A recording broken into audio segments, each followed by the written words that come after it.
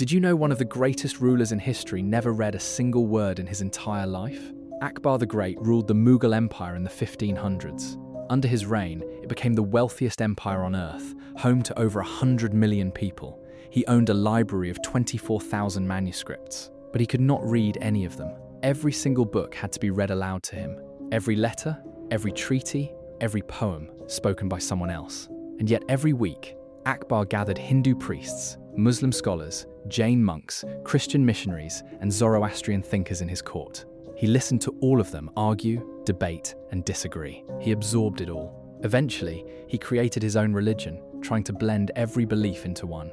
A man locked out of the written world built one of history's most intellectually ambitious civilizations entirely through the power of listening. He never read a word, and somehow, he changed everything.